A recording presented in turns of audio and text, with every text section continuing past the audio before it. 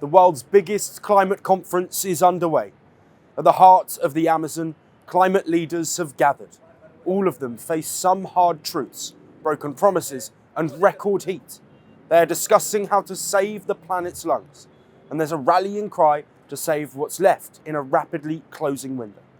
Because outside the COP30, those very lungs are choking on protests and rising heat.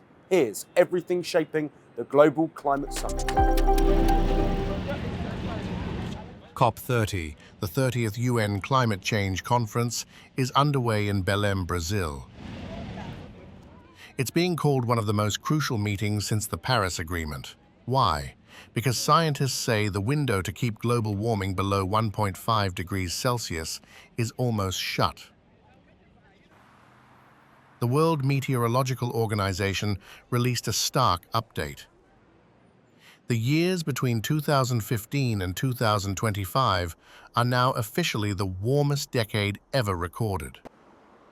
Greenhouse gas levels are at record highs, sea ice is melting faster than ever, and oceans are heating up at alarming rates.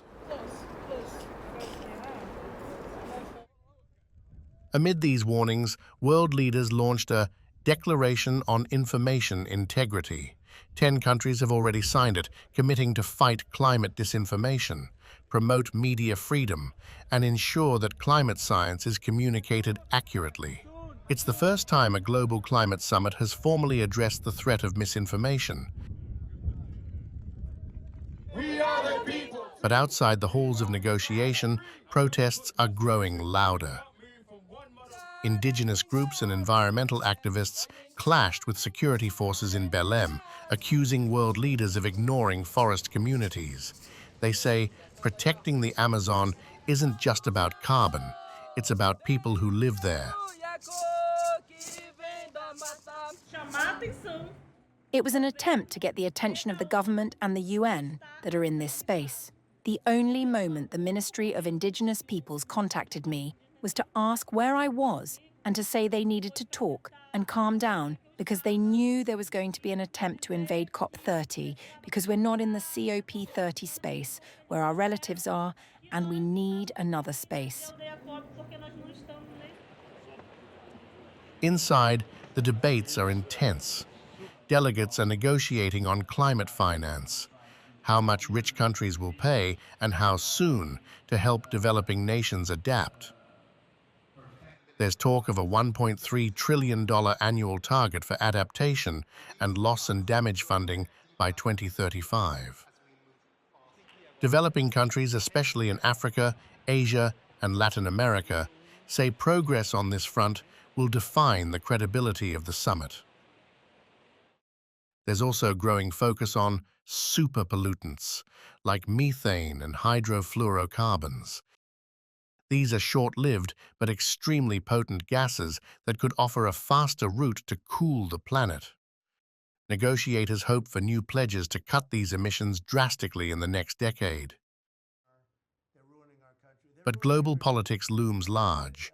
The United States skipped sending any high-level delegation this year, drawing criticism for stepping back on climate leadership. Meanwhile, China is under pressure to ramp up their national climate targets, known as NDCs, before 2026. For the Global South, COP30 is about fairness. Nations argue they're being asked to sacrifice growth while richer economies keep polluting. India has called for more finance, technology transfer, and accountability from the developed world. As the summit enters its final week, some key questions remain. Will new commitments actually match the scale of the crisis? Will climate finance promises finally turn into real money? And can nations unite on action before nature forces their hand? The next few days in Belém will decide if COP30 becomes another round of promises. Or will it result in a turning point the planet desperately needs? Because as scientists warn, the climate clock is still ticking, and this time there may be no reset. Want the facts? The latest developments? News that gets straight to the point. Well, we've got all three just for you. This is Firstpost Live, a brand new show, your window into what really matters. Don't miss it.